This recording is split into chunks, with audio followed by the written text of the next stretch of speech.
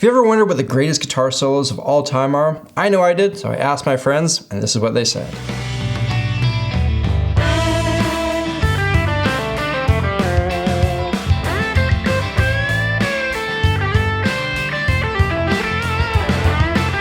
Stairway to Heaven truly is one of the most iconic solos ever. It's one of those solos that basically all guitar players learn at some point in their journey on electric guitar.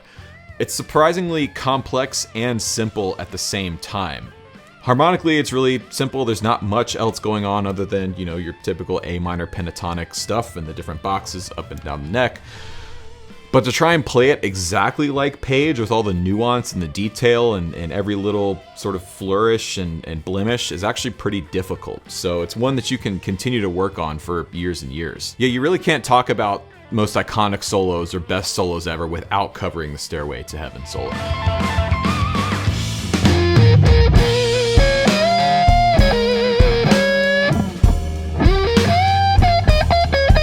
The solo on Jimi Hendrix's Red House gets my vote for the greatest blues solo of all time. See, there are two eras of electric guitar. There's pre-Hendrix and after Hendrix. He came along, completely changed the landscape, and this solo is a perfect example of how he did it. In this, you can still hear the history of the blues vocabulary, but it also somehow sounds completely fresh. Listen to the trippy way the delay comes in and out. Listen to that raunchy tone he has. Try to go and learn a couple of these licks, and you'll realize that the rhythm and the phrasing is from space. There are things in the solo that you would have never heard before it came out, but after, everyone started to try and sound like this. And that's why, in my opinion, it's the greatest blues solo of all time. And before we move on to the next solo, let me tell you about today's sponsor and longtime friend of the show, StewMac. Now, besides being the obvious choice for all things guitar and amp parts, they also have a number of kits and projects. In fact, my Red House tone that you just heard is coming almost entirely through StewMac stuff. The amp is the 62 Britplex 45 watt amp kit, much like something Hendrix would have used at a fraction of the price. The fuzz is coming from the StewMac Sun Fuzz pedal kit, and besides the joy of assembling it yourself and the fact that it sounds great, I love that it's customizable. Like, look at that! That's one of my merch logos. And of course the guitar, which is a StewMac parts caster using a number of licensed Fender parts, like the neck and body, but there are also a number of mixed and matched things, like different pickups, pots, and hardware. And I love the ability to come up with something completely unique to me that's just as good, if not better, than any guitar you'll buy off a shelf. All these kits and projects have easy to follow instructions so that even the beginner can put together their own gear. And if you do happen to get lost, the support team is more than happy to help you get back on track. For supplies, parts, tools, kits, projects, I can't recommend StewMac enough. All my luthier buddies will tell you the exact same thing. If you want to check them out, I've got some links in the description. Anyways, let's get back to it.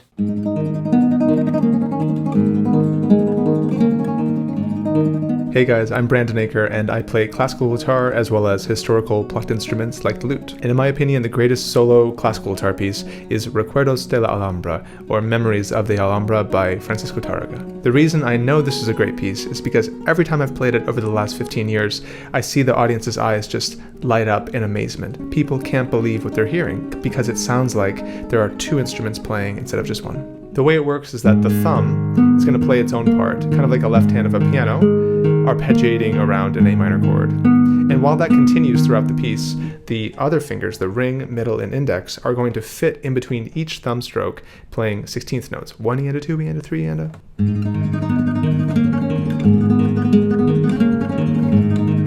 And as you can hear, what's so cool is that now it sounds like there's a singer being accompanied by a guitar. The piece is so beautiful, and personally, it's one of the pieces I heard that made me want to be a classical guitarist.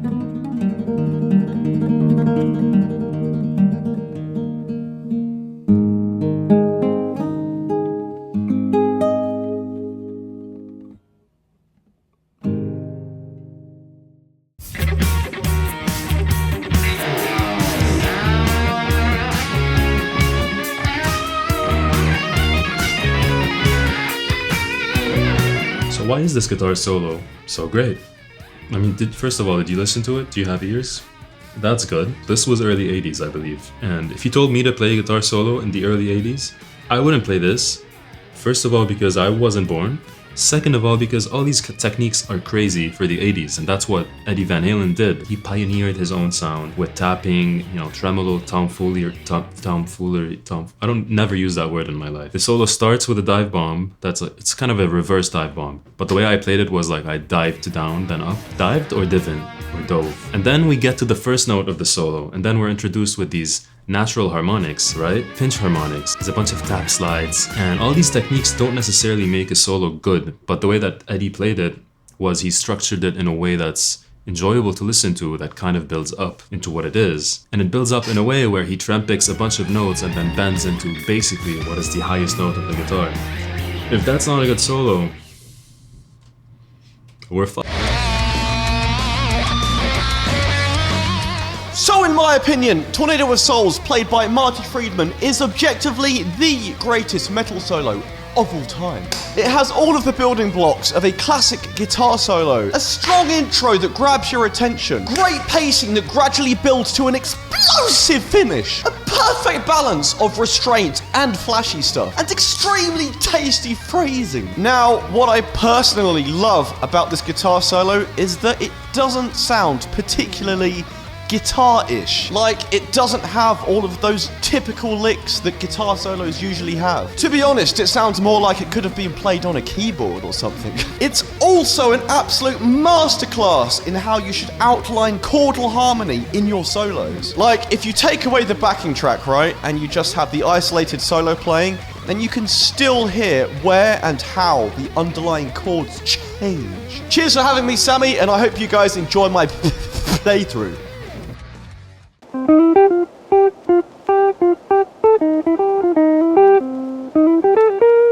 This is one of the greatest solos because Charlie Christian is the father of electric guitar. Without Charlie Christian, we would not have Jimi Hendrix, B.B. King, to name a few. So it's very important to see how beautiful he articulates the blues, the jazz, and really brings a lot of amazing and fresh ideas to the instrument that were just not in existence.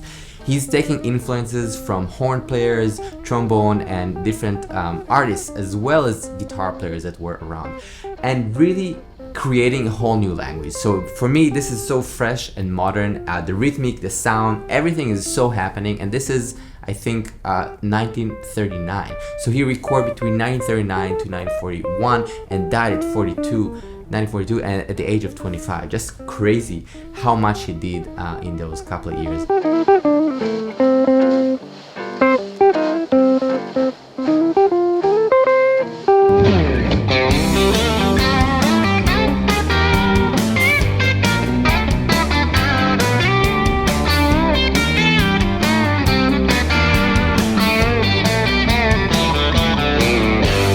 So Watermelon Crawl has to be one of the best country solos by none other than the legend himself, Brent Mason.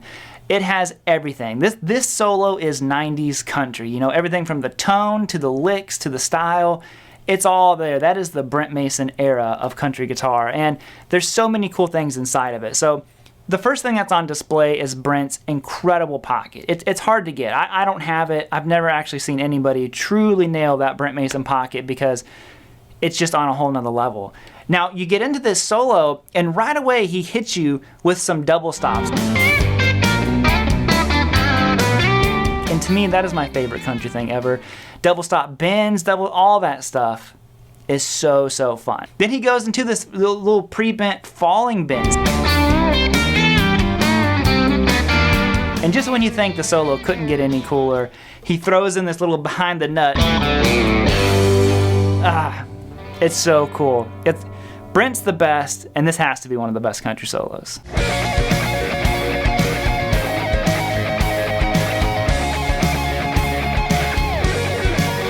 So one of my all-time favorite solos, it's the Final Countdown solo by Europe. I remember listening to this solo as a child. It's like sparked something inside. Like this very energetic solos with the double guitars really worked for me. I think that the real magic in the solo is the picking pattern, which is very, very uncommon, but it sounds so good. So the harmonies sounds amazing together, like with this picking pattern and the harmony, it's really special. And then the transition between the first part and the second one, which with the tremolo part, sounds so good. and the solo is so energetic. I just love it.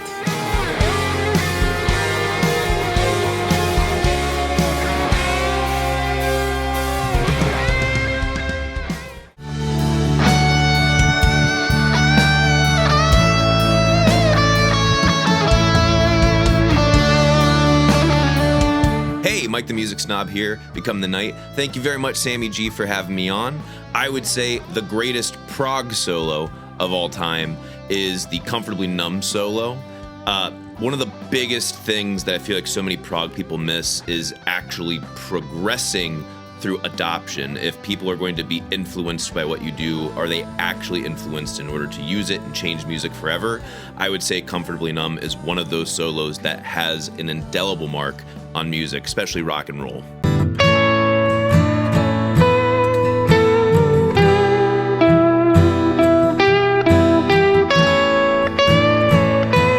Alright, I'm gonna get flamed in the comments here no matter what, so we might as well just get it over with. First of all, indie rock doesn't even have guitar solos, so this made it a bit of a challenge. Also, indie rock doesn't even have a clear definition as to what it means. I was pulling a bunch of my friends who are like in the scene, and they're like, oh, like this deep cut from Dinosaur Jr. or like, it's like nobody's ever heard of this stuff. So in the spirit of picking a song that people know, I'm going with something off of OK Computer by Radiohead because it's one of the greatest albums of all time, one of the most influential albums of all time, and I'm gonna choose Lucky as the greatest indie rock guitar solo of all time. It's different enough, but it still harkens back to that bluesy rock thing. It still sounds like a rock and roll solo. It has that pentatonicness to it, but it is, at the time, like a revolutionary push forward in independent alternative music. Ladies and gentlemen, there you have it, the greatest guitar solos of all time in a variety of genres. Now, these videos tend to inspire some strong opinions and respectful debate, so have at her in the comment section. And remember, if you're looking to take your guitar playing to the next level by looking under the hood of music and figuring out what's going on, my new interactive experience, How Music Works 1.0, is now open for enrollment, and it closes for good in a couple of days, so get on that while you can. There's links for that in the description. The biggest of thank yous to everyone who collaborated on this video. If you want to check out their amazing channels, you can find links in the description. Thank you all for watching, and until next time, look after yourselves, look after each other, look after the planet. I'm Samurai Guitarist, and I'll see you again soon.